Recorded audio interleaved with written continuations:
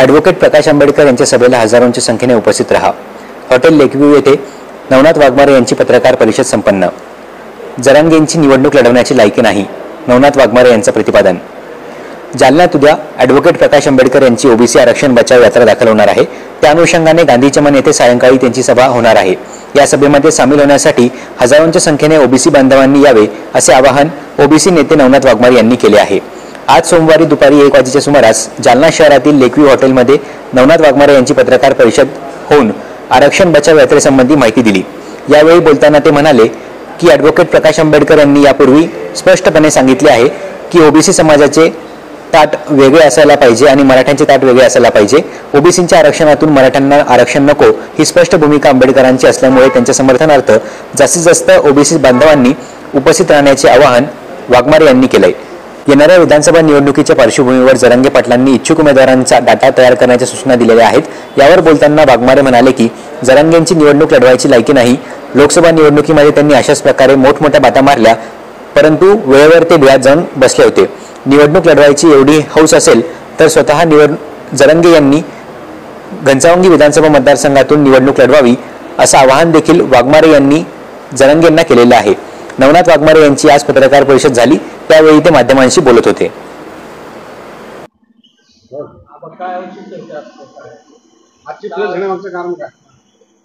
आजची प्रेस घेण्यामागचा मूळ उद्देश उद्या आपल्या जालना शहरामध्ये आदरणीय बाळासाहेब आंबेडकर यांची ओबीसी आरक्षण बचाव या भूमिकेसाठी जी यात्रा आहे त्या यात्रेला एक बाळासाहेबांचा पक्ष म्हणून नाही, परंतु आदरणीय बाळासाहेबांनी जी ओबीसींच्यासाठी लढण्याची भूमिका घेतली आणि ओबीसींचं आरक्षण वाचवण्यासाठी जी भूमिका घेतली त्याचं स्वागत म्हणून मी सकल ओबीसी समाजाला नम्रपूर्वक आवाहन करतो की उद्याच्या रॅलीला आपण हजारोच्या संख्येनं जास्तीत जास्त संख्येनं आपण त्या तिथं उपस्थित राहिलं पाहिजे.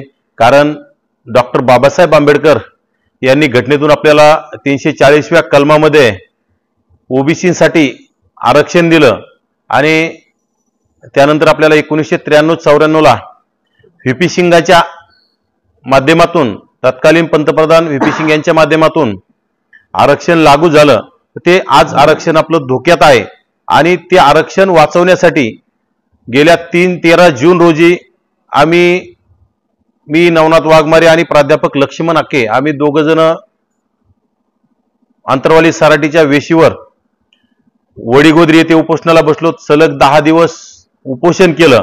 त्या उपोषणावेळी सुद्धा आदरणीय बाळासाहेब आंबेडकरांनी आम्हाला तिथे येऊन पाठिंबा देण्याचं काम केलं आणि त्यांनी भूमिका मांडली की ओबीसींचं ताट वेगळं पाहिजे आणि मराठ्यांचं ताट वेगळं पाहिजे.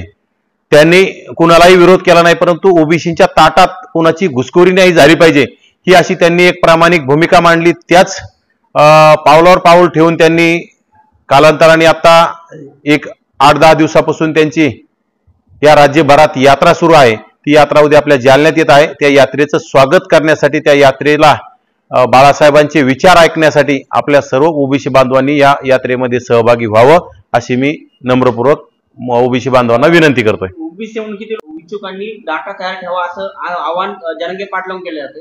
तर ते उमेदवारी देणार आहे, तर याकडे तुम्ही काय पाहणार? जरांगेची एकतर निवडणुका लढवण्याची लायकी नाही. जरांगेनी कुठंही अतिशोक्तीनं बोलणं योग्य नाही. कारण की लोकसभेला त्यांनी काय केलं हे आपल्या सर्वांना माहीत आहे. लोकसभेला सुद्धा त्यांनी खूप मोठ्या मोठ्या बाता मारल्या आणि कुठं बिळात जाऊन बसले होते आपल्यालाच माहीत आहे. परंतु आता विधानसभेला सुद्धा तशाच बाता मार. जरांगेला तर आमचं वारंवार आम्ही आवाहन करतो, स्वतः जरांगेनीच विधानसभा घनसावंगीतून लढवून दाखवावी त्यांच्यात जर हिंमत असेल तर.